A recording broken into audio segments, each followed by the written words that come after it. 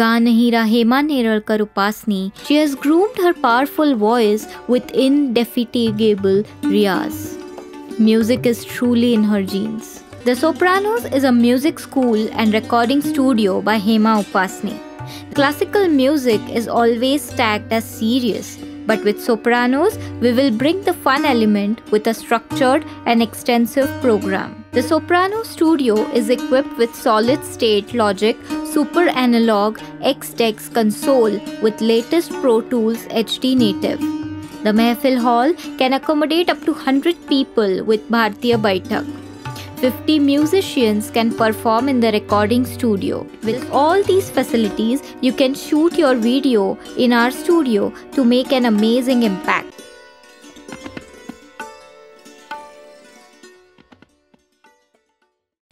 रसिको नमस्कार, मी हेमा उपासनी the Sopranos recording स्टुडिओच्या music कहाण्या या पॉडकास्टमध्ये आपल्या सगळ्यांचं स्वागत करते. आणि आज आपल्याशी गप्पा मारायला तालमणी पंडित मुकुंदराज देव आलेले आहेत. मुकुंदराजजी नमस्कार. माझा पण खूप खूप नमस्कार तुम्हाला सगळ्यांना आणि मला इथे बोलवल्याबद्दल खूप खूप आभार हेमाजी. आणि हे किती आणि ह्याच्या पुढे आपण हेमा आणि मुकुंद असंच बोलू, कारण ते फार भयंकर अगदी अगदी बरोबर आहे ना, की म्हणजे मी कोणातरी दुसऱ्याच मुकुंदराजशी बोलते एकदम बरोबर असं फील आहे. त्याच्यामुळे आता आपण कारण या गप्पा आहेत आपल्या अगदी अगदी अगदी तर त्या अशा हार्ट टू हार्ट आपल्या दोघांची आणि रसिकांची. नाही अगदी बरोबर आहे. तर मला सगळ्यात आधी हे विचारायचं आहे की म्हणजे तुमच्या घरात गाणारं कोण नाही. मी उलटा प्रश्न लोकांना विचारते, पण आता मला असं विचारावं लागतंय की तुमच्या घरात कोण गात नाही किंवा कोण कलेच्या क्षेत्रात नाही असं विचारावं लागतंय. कारण बाईंच्या पासून म्हणजे मंजिरी बाईंच्या पासून जी हिस्ट्री आहे तर ती मला तुझ्याकडून ऐकायची आहे. नाही, आमच्या घरात म्हणजे वैयक्तिक मला संगीताचं वातावरण घरातनं मिळालं. म्हणजे आमच्या आईच्या अगोदर किंवा म्हणजे आमच्या घरामध्ये म्हणजे माझे आजोबा म्हणजे जे देव वकील नावाने फेमस होते ठाण्यामध्ये, ते स्वतः कीर्तन करायचे. अच्छा. हां, त्याच्यामुळे कीर्तनाची परंपरा म्हणूया, म्हणजे इट वॉज नॉट प्रोफेशनल, पण आवडीने ते कीर्तन करायचे. त्यामुळे माझे वडील पण कीर्तन करतात आजही. दत्त जयंतीला, हनुमान जयंतीला त्यांची रेग्युलर कीर्तनं होतात आणि गेली अनेक वर्ष ते बदलापूरला आणखीन अशा काही काही ठिकाणी त्यांची कीर्तनं असतात. तर ही जी संगीताची, त्याच्यामुळे माझ्या आजोबांना संगीताची खूप आवड होती. अच्छा. आणि त्याच्यानंतर म्हणजे सगळ्यांनाच आज माहिती आहे की नंतर मग म्हणजे माझ्या आई वडिलांचं लग्न झालं आणि आई कोल्हापूरहून ठाण्यात आली आणि देन सगळी हिस्ट्री आहे. म्हणजे सगळं जे पुढे सुरू झालं म्हणजे आई कोल्हापूरची, तिकडची मराठे, आणि मग ती इकडे आली आणि श्रीरामदेवांची पत्नी झाली आणि नंतर पुढे डॉक्टर मंजिरी देव झाले त्या, आणि आज प्रख्यात गुरु आणि कथ्थक नर्तिका त्या आहेत. आणि त्याच्यामुळे हे जे बाळकडू मला लाभलं लहानपणापासनं, त्याच्यामुळे मी त्या संगीतात कसा ओढला गेलो किंवा कसा गेलो हे माझं मलाही कळलेलं नाही. पण मी असं म्हणतो की इतका आनंददायी प्रवास माझ्या जीवनाचा आत्तापर्यंत झालेला आहे की आपण म्हणतो ना, खेळता खेळता ते सगळं होत गेलं. अशा दृष्टिकोनातनं सगळं होत गेलेलं आहे ते. क्या बात आहे. मग म्हणजे लहानपण तर सगळं संगीतात होतच, पण घरामध्ये जर नृत्याची सगळी परंपरा होती बाईंच्या निमित्ताने, तर मग म्हणजे आता मी बघते की तुझं डान्समध्ये पण तेवढंच तुझा अधिकार आहे सगळ्या गोष्टींमध्ये किंवा तालांमध्ये, पण तरी पण तू तबल्याकडे कसा वळलास? हे कोडं हल्ली मलाही पडलेलं असतं की असं कसं काय झालं. पण माझे वडील थोडासा तबला वाजवायचे पूर्वी. आपल्या ठाण्याचे तेलवणे सर, त्यांच्याकडे वडील माझे शिकलेले आहेत. मी सुद्धा तेलवणे सरांकडे सुरुवातीला थोडा तबला शिकलो आणि त्याच्यामुळे मला तबल्याची लहानपणापासून आवड लागली. अगेन मला हे माहीत नाही मी कधी तबला वाजवायला लागलो, पण खूप बालपणापासून मी तबला वाजवायला लागलो. त्याच्यानंतर मी अनेक वेळेला शाळेमध्ये किंवा कॉलेजमध्ये फोक डान्समध्ये किंवा सिनेमातले डान्स असे मी लहानपणी केलेले आहेत. म्हणजे अगदी 5वी पासून दरवर्षी शाळेच्या गॅदरिंगमध्ये मी एक डान्स केलेलाच आहे आणि तो जाम फेमस आहे. म्हणजे त्यावेळेचा मेरा जूता है जपानी किंवा आईच्या कार्यक्रमांमध्ये कोळी डान्स असेल, भांगडा असेल, अशा प्रकारचे डान्स मी करायचो. पण कथ्थक करावं किंवा कथ्थक आईकडे शिकावं असं काही मला लहानपणी कधी वाटलं नाही. तबल्याकडे ओढा लागला, तबला मी शिकायला लागलो आणि तबल्यातच एखादं असं असतं ना की एक कला शिकताना ते इतकं डीप आहे आपल्याकडे, म्हणजे गायन असेल तर गायन, वादन असेल तर वादन, नृत्य असेल तर नृत्य. त्यामुळे लहानपणी, आणि आईनी पण कधी मला असा फोर्स नाही केला की अरे थोडा डान्स पण शिक. अच्छा. तर पण आज मी जेव्हा तू म्हणाल की नृत्यावर अधिकार वगैरे असं मी म्हणणार नाही, पण मला खूप महान लोकांचा सहवास लाभला. एक तर आई घरामध्ये असल्यामुळे 24 तास आमच्याकडे कथ्थकचंच वातावरण आणि संगीताचं वातावरण. आणि मग लहानपणापासनं आईच्या क्लासमध्ये तबला वाजवायचा, किंवा आईच्या क्लासमध्ये येणारे जे, म्हणजे मी लहान असताना जे बुजुर्ग लोक येऊन आईबरोबर तबला वाजवायचे किंवा संगत करायचे, त्यांचा तबला ऐकणं आणि सारखे नृत्याचे बोल कानावर पडणं. त्यावेळेला आई बाबा अनेक महान कलाकारांना, म्हणजे बिरजू महाराज जी असतील, गोपीजी असतील, सितारा दिदी असतील, त्यांचे कार्यक्रम बघायला जायचे. त्यावेळेला आपल्या ठाण्यात वगैरे कार्यक्रम व्हायचे नाहीत, तर ते NCPA जा किंवा रंगभवनला जा असे सारखे कार्यक्रम बघायला जायचे. मग त्यांच्याबरोबर मला घेऊन जायचे. तर त्याच्यामुळे काय झालं, माझ्यावर कथ्थकचे संस्कार घडत गेले. म्हणजे मी असं म्हणतो की आता मी जेव्हा मागे वळून बघतो तेव्हा असं मला वाटतं की आईच्या पोटातनच ते संस्कार माझ्यावर घडत गेले. आणि पुढे माझे गुरुजी पंडित ब्रिजराज मिश्रा बनारस घराण्याचे, ज्यांच्याकडे मी तबला शिकलो, ते गोपीजींचे लहान भाऊ, म्हणजे नृत्य सम्राट गोपीकृष्ण. आणि मी गोपीजींच्या घरीच असायचो तबला शिकायला त्यांच्याकडे. त्याच्यामुळे अगेन तिथे कथ्थकचं वातावरण सगळं. आणि तबला शिकल्यावर नंतर गोपीजींबरोबर मी रियाज करा, म्हणजे गोपी अंकलने मला सांगितलं की बेटा आज हमारे साथ रियाज किया करो. आणि मग ते रियाज करता करता महान तबला वादकांच्या गोष्टी मला सांगायचे की इनका सुनो वो कैसे बैठ, पंडित किशन महाराज जी कैसे बैठते हैं, कैसी संगत करते हैं, ये सुनो. आणि ह्याच्यामुळे त्याच्यानंतर पुढे मला आदरणीय पंडित बिरजू महाराजजींचा खूप सहवास लाभला. आणि मग लहानपणापासून या वातावरणात असल्यामुळे मी अनेक कथ्थक डान्सर्स बरोबर संगत केली. ह्या 3 दिग्गज लोकांचा, म्हणजे गोपीजी, महाराजजी, आमची आई, त्याच्यानंतर डॉक्टर पुरू दादीजी, प्रकांड पंडित आहेत ते, आईने ज्यांच्या अंडर PhD केलं, ह्या सगळ्या लोकांचा खूप सहवास लाभल्यामुळे आणि आईच्या पोटातनं संस्कार मिळाल्यामुळे मी कथ्थक जरी शिकलेलो नसलो, अगदी उभं राहून आईसमोर शिकलेलो नसलो, तरी मी कथ्थक शिकलोय. क्या बात है. कारण या लोकांबरोबरचा जो माझा सहवास आहे, म्हणजे गोपीजी असतील, महाराजजी असतील, त्याच्यामुळे इतका सहवास घडलेला आहे त्यांचा की तुमचं उभं राहणं कसं असलं पाहिजे, तुमचं बोलणं कसं असलं पाहिजे, तुमच्या पायाची तयारी कशी असली पाहिजे, पायातनं कुठला बोल निघाला पाहिजे, कुठला बोल अंगातनं निघाला पाहिजे, अशा खूप कथ्थकच्या गोष्टी मी लहानपणापासून बघत आलेलो असल्यामुळे मी आज कथ्थक शिकवतो. आणि कथ्थक शिकवतो म्हणजे कथ्थकची नुसती लयकारीच मी शिकवत नाही. म्हणजे बरेच वेळा काय होतं, तबल्यातनं जे बोल निघतात किंवा तबल्यातनं निघणारे पॅटर्न्स शिकवले जातात, तसं नाहीये. मी हा विचार करतो की कथ्थक डान्सर जेव्हा सुरुवातीपासून स्टेजवर येतो तेव्हापासनं त्याचा जो प्रेझेंटेशन आहे त्याला महत्व आहे. आणि ते कसं असलं पाहिजे, मग त्याच्यामध्ये भाव पण फार महत्वाचे आहेत कथ्थकमध्ये. तर ते ही देवाचे आशीर्वाद आहेत की ही माणसं माझ्या आयुष्यात आली आणि माझ्या आईमुळे मी हे सगळं करू शकतो. क्या बात आहे. म्हणजे केवढं संपन्न असं लहानपण सगळं मिळालं. आणि म्हणजे कॉलेजचं शिक्षण तर एका बाजूला चालू होतच, पण त्याच्याही बरोबर एका तू, मला असं वाटतं, मोठमोठ्या युनिव्हर्सिटीशी तू जोडला गेलेला होता. खरंच आहे. कारण तू आता तुझं सगळ्यात महत्वाचं नाव, म्हणजे एक तू भारतातला काय, मला असं वाटतं इंटरनॅशनली तू एक मोठा आर्टिस्ट आहे. आणि मला खरंच अभिमान वाटतो की असे आपण मित्र आहोत त्या निमित्ताने. आणि एक उत्तम गुरु म्हणून पण तुझं नाव खूप पुढे येतं की, तर इतकं छान वाटतं ह्या सगळ्या गोष्टी बघताना की तू म्हणजे फक्त तबल्यातलाच एक उत्तम गुरु आहे असं नाही आहे, म्हणजे कथ्थकच्यासाठी पण एक उत्तम गुरु म्हणून तुझं नाव घेतलं जातं. म्हणजे जो आता 20-20 वर्ष लगातार माझ्याकडे शिकणाऱ्या माझ्या विद्यार्थिनी आहेत, ज्याच्यामध्ये माझी पत्नी आहे मनाली देव, त्यानंतर म्हणजे डॉक्टर रुपाली देसाई, डॉक्टर वृषाली दापके, त्याच्यानंतर निधी प्रभू, मला वाटतं निधीचं इथे मुलाखत झालेली आहे. निधी आहे, हर्षदा आहे, प्रियांका आहे, आमची जुई आहे, तेजश्री आहे. अशा म्हणजे माझ्याकडे फौज आहे कथ्थक डान्सर्सची की जे प्रत्येक जण उभं राहील तर 1-1.5 पाऊण 2 तासाचा अफलातून कार्यक्रम, आणि ज्याच्यामध्ये सगळं भरले, स्टफिंग म्हणजे सगळं, भावांग आहे, तोडे तुकडे आहे, तयारी आहे, चक्कर आहे, सगळं असा ताफा माझ्याकडे. याचा मला म्हणजे अभिमान वाटतो, म्हणजे आनंद वाटतो की की या सगळ्या मुली आणि खूप रियाजी आहेत, खूप मनापासून शिकतायत. एखादीचं नाव चुकून राहिलं असलं तर मला माफ करा, नाही तर नंतर मला धरतील क्लासमध्ये, दादा माझं नाव नाही घेतलं, पण तर म्हणजे खूप आनंद वाटतो की अशा सगळ्या मुली खूप वर्ष प्रेमाने माझ्याकडे शिकतायत आणि बहुत अच्छा काम करते. आमची शिल्पा म्हणून एक आहे, ती अमेरिकेत तबल्यात खूप चांगलं काम करते, क्या बात आहे. शिल्पा आताचं मांजरेकर. बरं. तर सगळ्या जणी मस्त, वैशाली म्हैसाळकर दुबईमध्ये आहे. बरं. म्हणजे अशा तुफान सगळ्या जणी नाचणाऱ्या आहेत क्या बात आणि आहे. मजा येते त्यामुळे.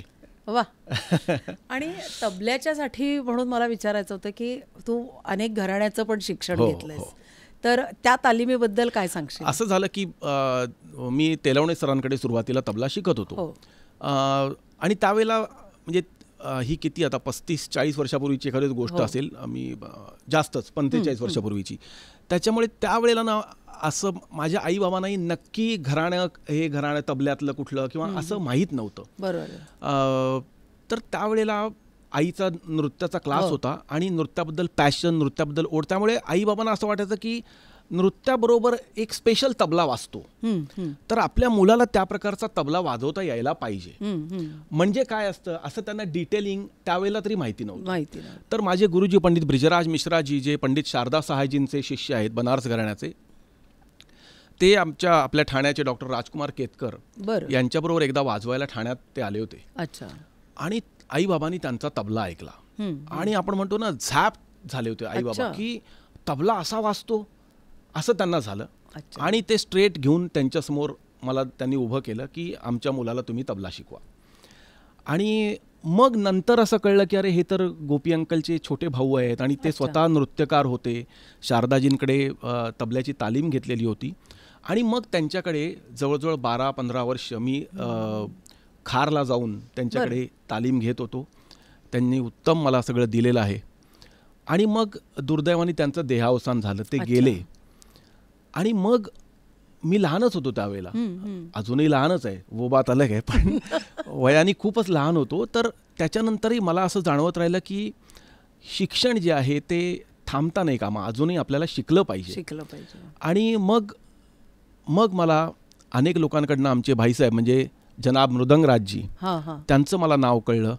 आमचे पंडित सतीश व्यासजी आहेत त्यांच्याकडून, किंवा आणखीनही काही लोकांकडनं ते मला आमचे, म्हणजे आम्ही त्यांना भाईसाहेब म्हणतो, मृदंग भाईसाहेब, ते मला त्यावेळेला ब्रिजनारायणजींची कॉन्फरन्स असायची सूर सिंगार संसद, त्या कार्यक्रमांमध्ये मला अनेक वेळेला भाईसाहेब आमचे येऊन भेटायचे. म्हणजे ते तिथे असायचे आणि माझं कोणाबरोबर तरी वाजन झालं की ते मला येऊन भेटायचे आणि नेहमी सांगायचे, बेटा बहुत अच्छा बजा रहे हो, बहुत आपण म्हणतो ना की चमक है तुम्हारे में, लेकिन सीखो और, असं ते म्हणायचे. आणि मग मला असं हे और सीखो असं म्हणायचे, तर मला असं वाटायचं की हे दरवेळेला हे एक वाक्य का पुढे म्हणतात. अच्छा. तर मग मी त्यांच्याकडे गेलो शिकायला आणि एक वेगळं दालन माझ्यासमोर उघडलं गेलं, आणखीन अजराडा घराण्याचं, आणि आणखीन मॅथमॅटिकल कॅल्क्युलेशन्स काय काय असतात किंवा कशा प्रकारे. तर तो एक आणखीन आपण म्हणतो मी समृद्ध झालो. म्हणजे ह्या गुरुजींनी मला समृद्ध केलं, त्याच्यानंतर त्यांनी आणखीन समृद्ध केलं. फक्त असं आहे की जर म्हणजे हे गेल्यामुळे मला असं जाणवलं की आणखीन शिकलं पाहिजे, म्हणून मी आणखीन शिकायला गेलो. तर मला आणखीन एक दालन मिळालं, आणखीन त्याचा एक वेगळा आनंद मिळाला की दोन घराण्यांमधली कशी गंमत असते. की बरेच वेळा मला असं वाईट वाटतं की काही मुलं काय आहे, तुम्हाला एक जमीन पक्की झाली पाहिजे तुमची, आणि तुमची जमीन पक्की आहे, तुमचा विचार पक्का आहे, मग तुम्ही दुसरा विचार घेऊ शकता. नाहीतर तुमच्या डोक्यामध्ये, तुमच्या हातामध्ये भेळ निर्माण होते. तुम्हाला कळलं पाहिजे की तुम्ही दोन घराण्याचं वादन म्हणजे नक्की काय शिकलेले आहात, ह्या घराण्याचा तुम्ही कुठे उपयोग करू शकता, ह्या घराण्याचा कुठे उपयोग करू शकता, दोघांचं मिश्रण कुठे करू शकता. की दाया बाया की बनारसचा तबला आहे की ज्याच्यामध्ये उठाण आणि जे बोल परण वाजवले जातात. तर अजराड्यामध्ये तबल्याची जी दाया बायाची लढंत बिडंत आहे. आता मगाशी मी तुम्हाला एक हे वाजवून दाखवलं आहे, एक छंद परण दाखवला की निरतत नंद नंद नथुम चरण. हेच बनारस घराण्याची परंपरा आहे की हेच बोल तबल्यातनं कसे निघतात. की गंग गंग गणपती गजाननम विघ्नेश्वर ज्ञानी दाता अष्टरूप गजवदन चतुर्भुज शुभारंभ दाता. आणि हेच बोल तबल्यातनं तसेच निघाले जातात. ही जशी एक घराण्याची वैशिष्ट्य आहे. तर अजराडा काय सांगते की तिना तारी तागन तारी ताग तिना तारी तागन तारी ताग तारी ताग तिनक धागन तिनक तारी धागन तिनक. हे जे वैशिष्ट्य आहे अलग अलग घराण्याचं, हे तुम्हाला कळलं पाहिजे आणि मग तुम्ही त्याच्यावर अधिकार प्राप्त करू शकता. तर मला हे दोन्ही महान गुरु लाभल्यामुळे बस मैं आनंद में जी रहा हूं, असं मला वाटतं. आणि आज तुझ्याकडे साधारण तबल्याची पण तुझ्याकडे खूप मोठी फौज आहे. हो, म्हणजे तुझ्या गुरुकुलात मला असं वाटतं कुठलंही मुलाचं आपण नाव घेतलं की तो उत्तम वाजवतो. तर ही पण परंपरा कशी सुरू झाली? देखिए, प्रत्येक गोष्टीमध्ये असं आहे की कोशिश करणे वालो की हार नाही होती. आपल्याला कोशिश करत राहायला पाहिजे. मी असं म्हणत नाही मी काय करतोय, मी प्रयत्नशील आहे. माझ्याकडे जे माझ्या गुरूंनी मला दिलेलं ज्ञान आहे त्याच्यामध्ये माझ्या बुद्धीनी मला काही सुचत असतं ते त्याच्यामध्ये ऍड करून. आपलं संगीत प्रवाही आहे, बरोबर. त्यामुळे हे प्रत्येक आर्टिस्टला तुला पण हे माहिती आहे की आपण प्रत्येक जण त्याच्यामध्ये काहीतरी ऍड करण्याचा, म्हणजे मुद्दाम केलं पाहिजे म्हणून नाही, पण सुचत जातं. आणि हे सुद्धा बुजुर्गांचे आणि गुरूंचे आशीर्वाद आहेत की काहीतरी आपल्या नवीन गोष्ट, अरे हे असं सुचलेलं आहे. एखाद वेळेस ते काही वर्षापूर्वी घडलेलं पण असेल, कारण संगीत हे इतकं महान आहे. म्हणजे आम्ही काही नवीन करतो असं नाही, कारण एखाद वेळेस 50 वर्षापूर्वी कुठल्या तरी बुजुर्गांनी ते ऑलरेडी करून ठेवलं असेल, पण तेच पुन्हा लाट जशी येते तसं ते परत नवीन रूपाने येत असतं समोर. तर असं मला जे काही नवीन सुचत असेल किंवा असं काही, तर हे सगळ्याचं मिश्रण करून मी माझ्या जे तबल्याचे विद्यार्थी असतील किंवा जे माझ्या नृत्याचे कथ्थकचे विद्यार्थी आहेत यांना देण्याचा मी प्रयत्न करत असतो. माझ्यापर्यंत मी नक्कीच प्रयत्न करतो की जास्तीत जास्त त्यांच्यापर्यंत ते मटेरियल जाईल. बाकी तर ईश्वराच्या हातात आहे की प्रत्येकाने रियाज केला पाहिजे तेवढा. ही कला आहे, ही कष्टसाध्य आहे. गुरुमुखातनं आल्यानंतर विद्यार्थ्यांनी भयंकर कष्ट करावे लागतात, त्याच्याशिवाय हे काही साध्य होत नाही. त्याच्यावर एक मोठा शेर आहे बहुत अच्छा की अगर उस्ताद काबिल हो और शागिर्द आमिल हो, म्हणजे काबिल म्हणजे देणारा असला पाहिजे, ज्याला स्वतःला मालूमात आहे तो देणारा असला पाहिजे, आणि आमिल म्हणजे घेणारा असला पाहिजे. अगर उस्ताद काबिल हो और शागिर्द आमिल हो और उसमें खुदा शामिल हो तो कुछ भी नामुमकिन नाही. त्यामुळे गुरु शिष्य, गुरुही चांगला, it must be a traffic from both ways. म्हणजे इकडनं आपण दिल्यानंतर समोरच्यानी पण ते केलेलं असलं पाहिजे, प्लस त्याला ईश्वराचा आशीर्वाद असला पाहिजे, तरच कलाकार घडण्याची जी शक्यता असते ती होऊ शकते. तर मी माझ्यापर्यंत प्रयत्न करतोय. तुलाही माहिती आहे माझे हल्ली अनेक विद्यार्थी चांगल्या प्रकारे प्रयत्न करतायत. आणि मला एक सगळ्यात जास्त महत्वाचं काय वाटतं माहितीये तुझं, की तू त्यांना जी गोडी लावतोयस रियाजाचं, जे वेड लागणं, म्हणजे आमचे वडील पण नेहमी म्हणायचे की ते त्याला वेड लागलं. अगदी खरं ना, म्हणजे त्या गुरुच्या ठिकाणी किंवा त्या तिकडे मला विद्यालयात आता अमुक वेळेला जायचंय, ते म्हणाले नेहमी, ते वडिलांना म्हणजे पेरेंट्सना पण सांगायचे की म्हणाले जेव्हा तो वेड्यासारखा तुमचा मुलगा इथे आमच्याकडे येईल आणि त्याला इथेच बसायला आवडेल, म्हणजे आम्ही समजतो ह्याला वेड लागलं है ना. आणि वेडेच चांगलं काम, चांगलं उत्तम कलाकार घडवू शकतात. शहाणे म्हणाले शहाणपणात गेले. त्याच्यावर आहे ना की मंजिल तो मिल ही जाएगी एक दिन निकलते ही सही. मंजिल तो मिल जाएगी एक दिन निकलते ही सही, गुमराह वो है जो निकले ही नाही. क्या बात आहे. आपल्याला निघालं पाहिजे रस्त्यावर, तुम्हाला ते पॅशन असलं पाहिजे, तुम्हाला रियाजाचं. जसं तू म्हणालीस की रियाज झाला नाही तर तो दिवस फुकट गेला. आज काहीतरी माझ्यातनं काहीतरी जेवण गोड लागलं नाही, जेवण गेलं नाही पाहिजे, कारण रियाज झालेलं नाही. आणि मी ज्या माणसांबरोबर, म्हणजे बालपणापासून मला जी माणसं आयुष्यात भेटलेली आहेत ती सगळी महान माणसं अशी रियाजी सगळी. म्हणजे प्रभाताई, परवीनजी, व्यासबुवा, राजमजी, पंडित शिवकुमार शर्माजी, सगळी जी महान माणसांचे आशीर्वाद मला मिळालेले आहेत ते आजताग आहेत. म्हणजे बघ आमचे सतीशजी आहेत किंवा रोणूभाई आहेत किंवा राहुल शर्मा बरोबर अनेक कार्यक्रम आले. सगळी माणसं, रियाज जर झालेला नसेल तर त्या माणसांना चैन नसते. ते जोपर्यंत विद्यार्थ्यांमध्ये घडत नाही ना, रियाज तो होना ही चाहिए. आमचे गुरुजी कायम सांगायचे, बेटा एक दिन तुम छोडोगे तो वो तुमको 7 दिन छोड़ देगा. हे कायम रोजचं हे आपलं काम आहे. आपलं तांब्याचं भांड आहे, रोज उसको घिसना पडेगा तो चमकेगा. सोन्याचं असेल तर आपण सेफ मध्ये ठेवून देतो, तांब्याचं आहे तर रोज पितांबरी लगाईये, पितांबरीची ऍड पण ऍडव्हर्टाइज पण आपण करून टाकू. बरं झालं. तो पितांबरी लगाएंगे तोही वो चमकेगा. क्या बात आहे. असं त्याच्याशिवाय नाही तर शक्य नाहीये. तर ती गोडी लावण्याचा, हे विचार त्या पिढीपर्यंत पोहोचवण्याचा, हे संस्कार पिढीपर्यंत पोहोचवण्याचा मी नक्की मनोभावे प्रयत्न करतो. नाही तर आजकाल कसं आहे माहितीये, प्रत्येकाला गुमराह म्हणजे भटकायला, मन भटकायला सगळ्यात वाईट आहे आपला मोबाईल. एकदम सही बात. एक स्क्रीन किंवा हल्ली मॉल पण झाले आहेत. बरोबर. पण आपल्याकडे गाण्यासाठी जी येणारी मुलं असतात तर ती बिचारी अगदी जी इथे येऊन बसतात ते तंबोरा पेशन्सच्या शिवाय येतच नाही, पण त्याच्यात त्यांना गोडी वाटणं मला असं वाटतं हे आधी गुरुचं काम असतं. आणि तेही एका चांगल्या गुरुचं काम असतं की नुसतं आपलं सारेगम आम्ही त्याला सांगितलं तू घरी जाऊन 25 वेळा म्हण की ते म्हणतच नाही 25 वेळेला. पण इथे जेव्हा गुरु पण त्याच्यासमोर म्हणतो किंवा तू पण, कारण तबला मी पण शिकायचा लहानपणी, आम्हालाही वाजवायला यावाच लागतो पण ते इतका राग यायचा रे की समोरच्याच्या गळ्या हातातनं ना निघतंय आणि आम्ही आपलं मारतोय येतच नाही. तर ते फ्रस्ट्रेटिंग असतं. म्हणजे कुठलंही वाद्य शिकायला तुम्हाला आधी पेशन्स फार पाहिजे, पण तो पेशन्स एका दिवसात काही लाईटच्या दिव्यासारखा येत नाही. त्या गुरुचं काम असतं त्याला गोडीने कसं तुम्ही बांधून ठेवता. पंडित सामता प्रसादजींचं त्याच्यावर एक वाक्य आहे की म्हणे अगर भगवान मुझे 400 साल की जिंदगी देगा ना तो मैं 300 साल रियाज करूंगा, क्या बात है, और सिर्फ 100 साल बजाऊंगा. जे रियाजाचं आत्ताच उस्ताद थिरकवां खां साहेबांचं एक मोठं वाक्य फेसबुकवर आलंय, म्हणजे कि आप पहाड़ जितना रियाज करो और उसमें से गेंद जितना निकाल के पेश करो, फिर वो गेंद जितना आप पेश करोगे वो पहाड़ जैसा लोगों को लगेगा. म्हणजे प्रत्येकाला रियाजाचं महत्त्व एवढं आहे याच्यामध्ये. आणि एका गोष्टीनंतर रियाज आणि एक्सपिरियन्स हेच तुमचे गुरु आहेत. की गुरुनी जे दिलेलं ज्ञान आहे त्याच्यानंतर तुम्ही जेव्हा त्याचा रियाज करता, एक असं बरेच वेळा मला वाटतं की अरे ही बंदिश तर आपल्याला 25 वर्षापूर्वी शिकवलेली आहे पण त्याचा मतलब अभी समज रहा है. 25 वर्षानंतर ते कळायला लागतं की अरे ये बंदिश ऐसे कह रही है की धैर्य ताकत रख धैर्य ताकत के नता के धके टकता गेगता ताकत त्रिकट तान घेन तडान दद धैर्य धैर्य धात्रक धा धा त्रक धे तिटेक तागदी गे न धा धात्रक धके टकता गदी गे न धा धात्रक धके टकता गदी गे न धा. तो ये जो उसका आमद है समेवर येण्याचा त्याचा जो आनंद आहे, हे काही वेळेला बरेच वेळा ते बंदिश तुमचं प्रेम असलं पाहिजे त्या बंदिशींवर.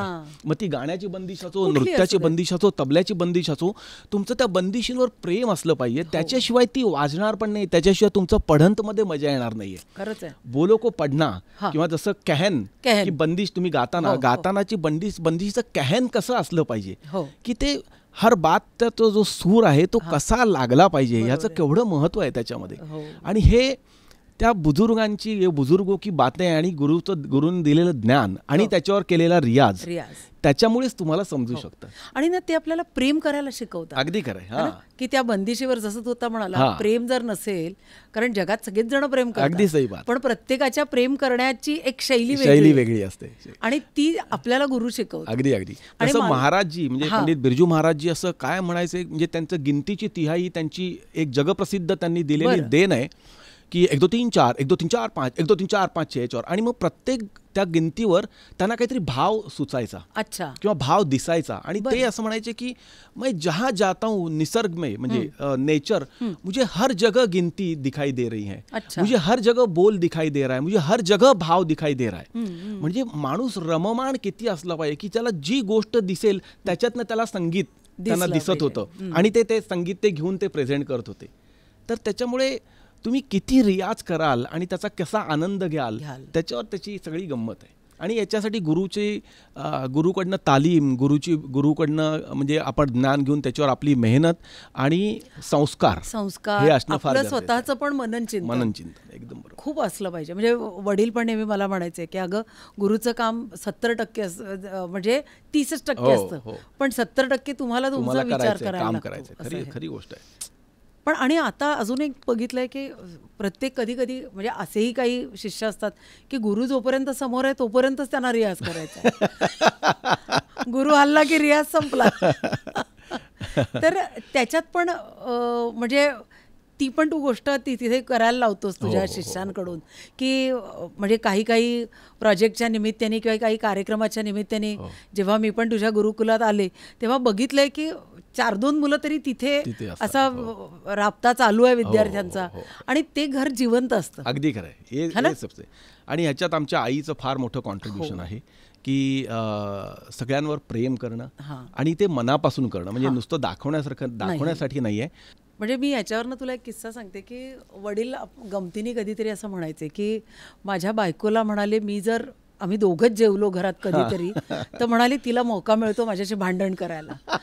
तर म्हणाले मी चौरस्त्यावरती जाऊन कधी लोक गोळा करतो की प्लीज तुम्ही मला मदत करा आणि माझ्या घरी जेवायला या. म्हणजे त्याची गमतीने सांगायचं. माझं म्हणजे सौभाग्य आहे की मी नाथ काकांच्या बरोबर आणि तुझ्या आईच्या हातचं जेवण म्हणजे त्या तुमच्या घरच्या पंगतीमध्ये बसून आनंद घेतलेला आहे. स्पेशल मराठवाडी आणि त्यांचं फार तुझ्यावर विशेष प्रेम होतं. आणि ते म्हणायचे पण कसला देखणा मुलगा आहे म्हणजे ती जी त्यांची दाद असायची ना ती सगळं, आणि त्यांची इतकी कलात्मक दृष्टी होती की तू कपडे किती छान घालतोस, तुझं राहणं, तुझं वागणं प्रत्येकाशी, म्हणजे आपण ज्या वयाचे आहोत त्या वयाच्या मुळे आपण लहानांवर प्रेम करणं, मोठ्यांना आदर देणं, ह्या सगळ्या गोष्टींचं त्यांच्या लक्ष असायचं त्यांचं.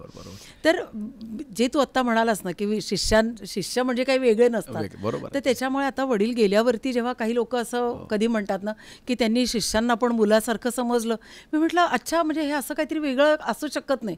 कारण जेव्हा वडील औरंगाबादला पळून आले तेव्हा आम्ही 5 जणांची फॅमिली आणि 5 विद्यार्थी पण त्यांच्यावर पळून आले होते. तर म्हणजे त्यांना घर खर्च त्या 10 जणांचा त्यांना चालवायचा होता. म्हणजे त्यांनी पण असा कधी विचार नाही केला की अरे मी तर पळून आलोय, मी काय जेवणार आणि ह्यांना काय जेवू घालणार. पण ते म्हणाले गाणार आहे ना तो उपाशी कधीच मरत नाही. हे त्यांचं फार काय लाजवाब वातावरण होतं पण आणि आहे पण तुमच्या. म्हणून मला, आणि त्या गोष्टीचा अनुभव मला तुझ्या घरी आल्यावरती होतो की एक जे जिवंत घर जे असतं म्हणतात ना की विद्यार्थी येतोय जातोय सतत कोणीतरी, म्हणजे मी तुझं घर त्या बाबतीत कधीच रिकामं बघितलं नाही की नाही. ईश्वराचे आणि गुरूंचे आशीर्वाद आहेत, साईबाबांच्या आमच्या घरावर आशीर्वाद आहेत, त्याच्यामुळे असा माहोल आहे, तो आहे खरंच आहे. आणि आम्हाला तो आवडतो. म्हणजे आम्ही जे महोत्सव सुद्धा जो करतो, म्हणजे आमचे गुरु म्हणजे आईचे आणि माझे गोपीजींच्या स्मरणार्थ जो गोपीकृष्ण संगीत महोत्सव, तो आम्ही नेहमी सगळ्यांना म्हणतो की आमचा तो इव्हेंट नाही आहे, आमचा तो उत्सव आहे. आणि त्याच्यामुळे त्या उत्सवामध्ये विद्यार्थ्यांनी यावं, विद्यार्थ्यांचा सहभाग असला पाहिजे. म्हणजे कार्यक्रमामध्ये सुद्धा, प्रेझेंटेशनमध्ये सुद्धा, स्टेजवर सुद्धा आणि स्टेजच्या मागे सुद्धा.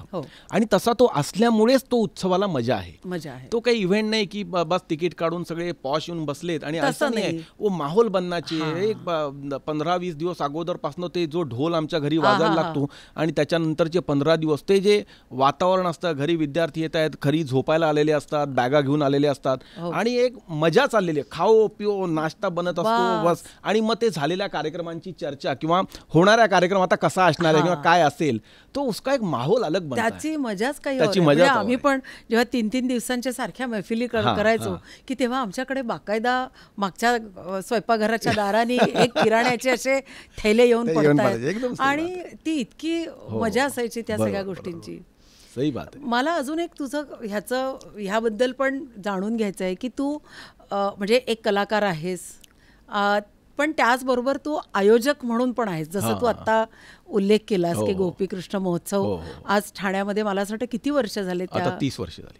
30 वर्ष झाली. त्यानंतर मला असं वाटतं तरुणाई फेस्टिवल पण आपण घेतो.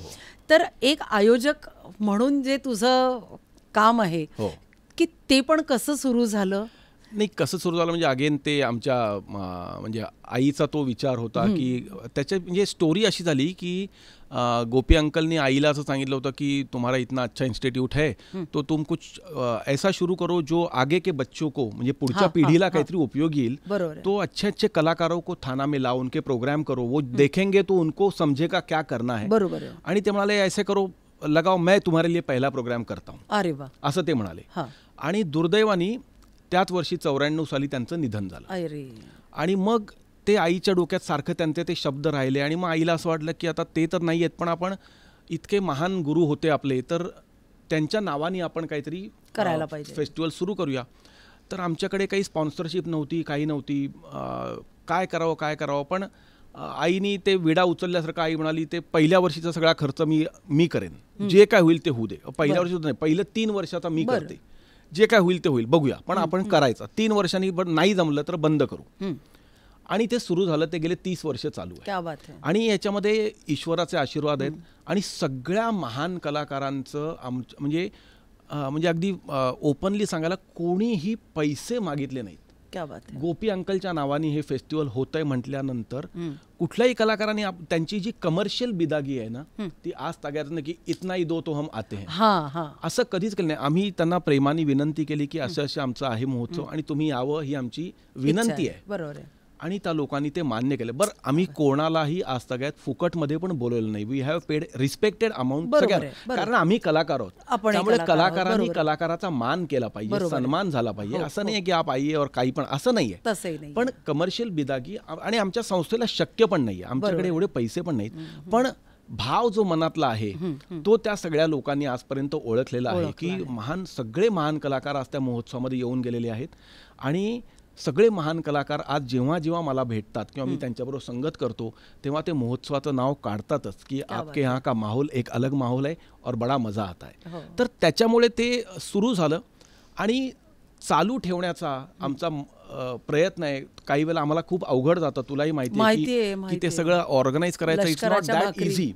पण गुरूंच्या नावाने ते सुरू आहे, त्यामुळे आमचा प्रयत्न आहे की ते जास्तीत जास्त चांगल्या तऱ्हेनं जेवढे वर्ष शक्य आहे तेवढे वर्ष चालू ठेवण्याची इच्छा आहे. आणि आयोजक वगैरे, मी काही स्वतःला आयोजक वगैरे मानत नाही, ते गुरुची सेवा आहे म्हणून तो महोत्सव आम्ही करतो. आणि मग काय इन्स्टिट्यूशन जे आहे त्याच्या पाठीमागे, त्या इन्स्टिट्यूशनच्या माध्यमातून असं होतं की त्या महोत्सवामध्ये म्हणजे गोपीकृष्ण संगीत महोत्सवामध्ये सेलिब्रेटेड मोठ्या कलाकारांना आणण्याचा प्रयत्न असतो. आणि मग नवीन अपकमिंग जे कलाकार आहेत जे आज खूप चांगलं काम करतात आणि बढिया कलाकार आता आपल्याकडे आहेत, म्हणजे लाजवाब कलाकार मेहनत करतात आणि पुढे येत आहेत. तर मग त्या मुलांचे कार्यक्रम किंवा यंग पिढीचे कार्यक्रम तरुणाईच्या माध्यमातून करायचे. त्याचप्रमाणे आणखीन डॉक्टर सीतारादेवी नर्तन कट्टा असा एक कार्यक्रम आम्ही करतो. पूर्वी आषाढ रंग, कला कार्तिकी असे मिड टर्म जेवढं शक्य होईल. काही वर्ष आम्ही एक म्युझिक सर्कल पण छोट्या स्वरूपात चालवलं. हा, काय तुलाही माहिती आहे का की हे सगळं चालू ठेवायचं याला एक मॅन पॉवर पण खूप लागतं. It's not that easy. बरं, करायचं असेल तर ते चांगलं झालं पाहिजे की उगीच काहीतरी करायचं त्याला मजा नाहीये. त्याला मग एक डेकोरम असला पाहिजे, व्यवस्थित त्याची पब्लिसिटी व्हायला पाहिजे, त्याला एक शिस्तबद्ध कार्यक्रम व्हायला पाहिजे.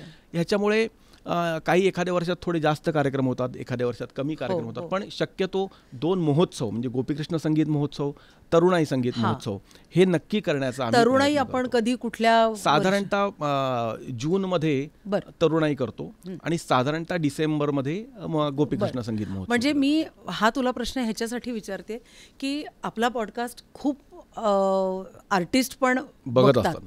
आणि काय असतं की मला असं नेहमी वाटतं की प्रत्येक संस्था नवीन आर्टिस्ट शोधते आणि प्रत्येक आर्टिस्ट नवीन संस्था शोधत असतो. तर ह्याचा कुठेतरी मिलाफ आपल्या ह्या पॉडकास्टच्या उपयोगाने त्यांना पण त्याचा उपयोग व्हावा. तर मी ह्याच्यासाठी विचारते की समजा जर तुमच्या या फेस्टिवलसाठी एखाद्या तरुण गायकाला इथे तुमच्याकडे अप्रोच करायचा असेल तर त्याच्यासाठी काय प्रोसिजर त्यांनी फॉलो करायला पाहिजे? अगदी प्रोसिजर वगैरे असं नाहीये, पण काय एखादा बायोडेटा जर पाठवून ठेवला तर आमची कमिटी आहे संस्थेची जे म्हणजे त्याच्यात नृत्य विभागाचे काही प्रमुख आहेत, संगीत गायन विभागाचे प्रमुख आहेत आणि इन्स्ट्रुमेंटलचे अशी एक कमिटी आहे 10 लोकांची आमची. ते साधारणतः ते सगळं आपण काय म्हणतो बायोडेटे बघतात. कुठला काय कलाकार सगळेच चांगले आहेत, पण येण्या जाण्याचा खर्च आहे, राहण्याचा खर्च आहे, एकूण जो खर्च आहे म्हणजे बेसिकली मानधन असतं, साऊंड सिस्टीम आहे, हॉल आहे वगैरे वगैरे वगैरे. तर हे सगळं बघून कुठले कलाकार आपण बोलवून चांगल्या प्रकारे कार्यक्रम होऊ शकतो ह्या तऱ्हेनं आम्ही ते करतो कार्यक्रम. अगदी. हा, पण म्हणजे हे सगळे बायोडेटे ज्यांना कोणाला पाठवायचे असेल त्यांनी तुझ्यापर्यंत माझ्यापर्यंत नाही, गणेश कल्चरल अकॅडमीची आमचं ईमेल आहे, त्याच्यावर आम्ही ते सगळे ईमेल दे, आम्ही त्या आपल्या डिस्क्रिप्शन बॉक्समध्ये देऊ. जरूर की त्यानिमित्ताने जर काही चांगले आर्टिस्ट आपल्यापर्यंत पोहोचू शकले. नाही, अगदी सिंपल आहे, Shri Ganesh cultural academy, so SGCA.thane@gmail.com. Best.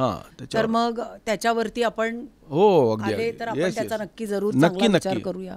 आम्हाला इच्छा आहे. कारण जे तू आता म्हणालास ना की एखादे कार्यक्रम सतत सुरू ठेवण्यासाठी फायनान्शियली पण फार सगळ्या गोष्टी.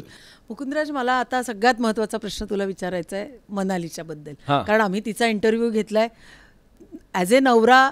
तिने इतकं सुंदर तुझ्याबद्दल सांगितलंय, पण असं काही जरुरी नाहीये की तू पण तिच्याबद्दल चांगलंच सांगितलं पाहिजे. सांग बिंदास, मनाली मी तुझ्या बाजूला आहे. तर तिच्याबद्दल एक काय म्हणतात त्याला, एक कलाकार बायको म्हणून तिचा पाठिंबा किंवा तिचं सहकार्य. अरे, एका शब्दात सांगायचं तर मी खूप नशीबवान आहे की अशी बायको मला मिळालेली आहे. कारण काय आहे की एका कलाकाराचं जीवन जे आहे ते खडतर असतं, खडतर प्रवास आहे हा. देवाच्या कृपेने आता ईश्वराचे आणि सगळ्यांचे आशीर्वाद आहेत, त्यामुळे सब ठीक आहे. पण जेव्हा आमचं प्रेम जुळलं किंवा आईचीच ती विद्यार्थिनी, त्याच्यामुळे ती मला वाटतं वयाच्या 3ऱ्या का 4थ्या म्हणजे आईची सिनियर मोस्ट विद्यार्थिनी ती आहे किंवा त्या काळच्या ज्या 3-4 विद्यार्थी त्यातली ती एक आहे. तर त्याच्यामुळे की तिने तेव्हापासून आधी हा निर्णय घेतला किंवा त्यावेळेला तिलाही माहीत नव्हतं हे काही की हा असा माणूस असेल ज्याचा काही भरोसा नाही. नाही भरोसा नाही म्हणजे असं आहे ना की आपण रियाजामध्ये त्याच कलेच्या विश्वामध्ये त्या विचारांमध्ये ऑल टाईम असतो. कार्यक्रम, रियाज, बंदिशी आणि ती पण कलाकार आहे त्यामुळे ती मला समजू शकते. पण त्याचप्रमाणे घराचं जे सगळं एक मागे बॅकग्राऊंड सांभाळणं जे आहे जे अत्यंत महत्त्वाचं आहे. आणि तुला माहिती आहे की आमचं घर एक संस्थान आहे. आईचा खूप मोठा क्लास, आता तर मनालीचा प्रचंड मोठा क्लास आहे, प्लस आमच्या घरामध्ये येणं जाणं म्हणजे विद्यार्थ्यांचं आमचं देव घराण्याचं. आता आमच्या घरी गणपती असतो 10 दिवसाचा, म्हणजे एक मोठं फेस्टिवलच असतं ते. तर 10 दिवसाचा तो राबता. बरं आमच्या घरामध्ये मी सुरुवातीला सांगितलं की म्हणजे परंपरा, आपण ज्याला धार्मिक परंपरा म्हणतो, असं सगळं जे आहे हे खूप आहे ज्याचा आम्हाला सगळ्यांना आनंद आहे खूप, की त्यामुळे ते संस्कारित वातावरण सगळं जे आमच्या घरामध्ये आहे तर ते सगळं आमच्या आईकडून आज मनालीनी सगळं घेतलेलं आहे. आणि ते सगळ्या ज्या गोष्टी मॅनेज करणं आहे, प्लस ती स्वतःची कला करतेच आहे. स्वतःचे डान्स इन्स्टिट्यूशन आहे, स्वतःचे कार्यक्रम ती करते, तिच्या मुलींचे कार्यक्रम चालू असतात, हे सगळं आहेच.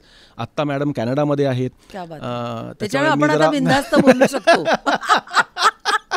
तर हे सगळं माझी मुलं, आता माझ्या मुलाचंही लग्न झालं, माझी सून पण माझ्या आईचीच विद्यार्थिनी आहे आणि माझी पण विद्यार्थिनी आहे, म्हणजे अगेन हिस्ट्री रिपीट्स अगेन. आणि माझा मुलगा तबला वादक आहे. तर त्याच्यामुळे हे सगळं जे आमच्या घरचा जो संस्थानिक कारभार सांभाळणं जे आहे ते आज मला सांगायला खूप आनंद वाटतो की तिने फार चांगला तो पेललेला आहे आणि खूप आनंदाने पेललेला आहे. म्हणजे आपलं आता काही इलाज नाही म्हणून करणं ती एक वेगळी गोष्ट आहे, आणि आनंदाने त्या जबाबदाऱ्या घेऊन ते पुढे नेणं आज ती करते. त्याच्यामुळे हम कहीं भी घूम सकते हैं. कारण मी नेहमी बघते की म्हणजे ती कधी कधी छान मोदक बनवायचे पण तिचे तिच्या मी काही फोटोज किंवा पोस्ट बघते, म्हणजे ती घरात पण तेवढं समरसून काम करते आणि इथे पण म्हणजे ती हल्ली माझ्यावर सारखी चिडतात. मी कुठल्याही हॉटेलमध्ये हल्ली गेलो की सिंपल पावभाजी जर खाल्ली तर मी असं म्हणतो अगे ह्याच्यापेक्षा तुझीच पावभाजी बढिया. तर ती म्हणते म्हणजे आता मी म्हणजे बाहेर जाऊन काही खायलाच नको, मी फक्त करत बसायचं असं आहे का, असं सगळं होतं. पण that's a fun of life, we are enjoying our life. कारण काय आपल्या कलाकारांचं आयुष्य असं आहे ना की ना एक महिन्याला दर 1 तारखेला आपल्या अकाउंटला इतके पगार पडला आहे ना, सगळंच हातावरचं. अगं जेव्हा आमचं लग्न झालं तेव्हा मी एकतर अनेक कार्यक्रम फ्रीमध्येच वाचवत होतो किंवा जाण्या येण्याच्या भाड्यासकट 11 रुपये आणि नारळ असे अनेक वर्ष सगळं चाललेलं होतं. पण तिने तिची कधी त्याच्याबद्दल तक्रार नव्हती. She is happy go lucky person असल्यामुळे तिने कधी त्याचं टेन्शन घेतलं नाही आणि मला टेन्शन कधी येऊ दिलं नाही. आणि कुठल्या अवास्तव डिमांड्स ना कधी तिच्या पूर्वी होत्या ना अजून आहेत. जस्ट हॅपी राहणे, मजा करणे आणि कलेचा पण आनंद घेणे, त्याच्यामुळे बस मजा आ रहा है. आणि मी खरंच भाग्यवान आहे, म्हणजे अशी सहचारिणी असणं हे फार महत्वाचं आहे लाईफमध्ये, खूप महत्वाचं आहे. आणि मी अजून एक असं नोटीस केलंय की म्हणजे तुझ्या प्रत्येक कार्यक्रमाला म्हणजे आई म्हणजे बाई आणि काकांच्या बरोबर सगळी जण तिथे असतात आणि एवढ्या कौतुकाने सगळे जण असतात. म्हणजे केवळ ते तुझंच ऐकायला येतात असं नाही, पण सगळ्याच कार्यक्रमांचा आनंद घेण्यासाठी खूप आवड आहे. म्हणजे पूर्वी अगदी जेव्हा लग्न झालं तेव्हा तिला इतकी आवड नव्हती खरं म्हणजे ती नृत्य शिकत होती आईकडे फार बालपणापासून, पण सांगीतिक म्हणजे शास्त्रीय गायनाची कॉन्सर्ट किंवा इन्स्ट्रुमेंटलच्या कॉन्सर्ट ह्याची तितकीशी आवड आणि समज नव्हती. पण हळूहळू ती इतकी चांगली समजदार आता बनलेली आहे. स्वतः आता उत्तम कथ्थकची गुरु असल्यामुळे पण संगीताची पण इतकी चांगली जाण, म्हणजे रागांची मालूमात किंवा हे सगळं आता तिच्यामध्ये आपोआप इतकं बिल्टअप झालेलं आहे की ती फार चांगलं गाणं ऐकते आणि फार चांगला तबला पण ऐकते. आणि त्याच्यामुळे जर कार्यक्रम झाल्यानंतर बायको जर हसत असेल तर समजा आपला कार्यक्रम आज एकदम जबरदस्त झाला, आज मार दिया आपने. क्या बात आहे. तिला पण आपण आवडेल असं आज नक्कीच बोललेलो आहोत.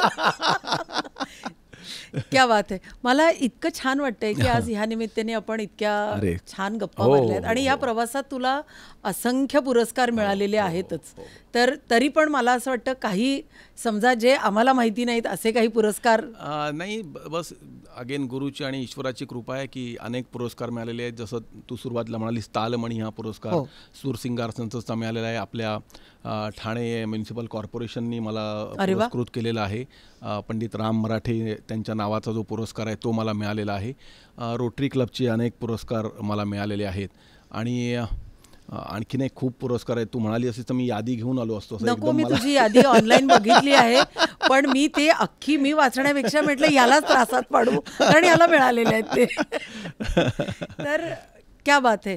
तर आज इतकं छान वाटतंय आणि म्हणून आम्ही म्युझिक कहानिया हा जो पॉडकास्टचं नाव ठेवलं की एक आर्टिस्ट तयार होण्याच्या मागे जी काही स्टोरी आहे की ज्या काही आणि त्याच्यातून जी ऊर्जा मिळेल है ना, म्हणजे मला असं वाटतं मीच खूप जास्त समृद्ध होते की एवढ्या आर्टिस्ट आजपर्यंत आमचे 50 एपिसोड झाले की त्या प्रत्येकाची जी स्टोरी कळते त्याच्याने मला तरी खूप जास्त ऊर्जा मिळते. नाही, मला स्टोरी मला पुरस्कार तर देवाच्या कृपेने मिळतातच आहेत, मिळतील, पण बुजुर्गांचा जो मला सहवास मिळाला म्हणजे बालपणापासून ज्या लोकांबरोबर मी असे कार्यक्रम केलेले आहेत महान लोकांबरोबर आणि सगळ्यांचे जे इतक्या प्रेमाने त्यांनी मला आशीर्वाद दिलेले आहेत आजही मला मिळत आहेत. आता परवाच राजमजींबरोबर मी वाजवतोय किंवा परवीनजींबरोबर, व्यासबुवांबरोबर, प्रभाताईंबरोबर. परवीनजींच्या बरोबर तू असं किती वर्ष झाली? आता 25-30 वर्षाच्या आसपास आता होत आली असतील मी त्यांच्यावर. पण अगं हेमा, म्हणजे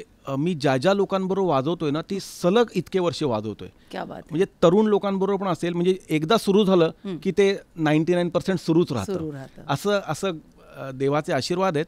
तर त्यांचे जे आशीर्वाद मला मिळालेले आहेत ना ते फार मोठा पुरस्कार माझ्या जीवनामध्ये. म्हणजे माझे आई वडील, माझे गुरु आणि सगळी महान बुजुर्ग कलाकार यांच्याबरोबर मला इतकं सहवास मिळाला, त्यांचा खूप शिकायला मिळालं सगळ्यांबरोबर.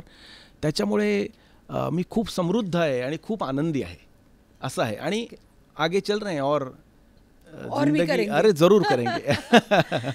तेव्हा मला असं वाटतं की खरंच खूप खूप आभार. थँक्यू सो मच की तू खास आज वेळ काढून आलास. So much. इतक्या छान गप्पा झाल्या आपल्या. तेव्हा रसिक हो, इतक्या छान गप्पा झालेल्या आहेत. तेव्हा पुढे एका नवीन आर्टिस्टच्या बरोबर आपण नक्की भेटूया. तोपर्यंत नमस्कार. नमस्कार.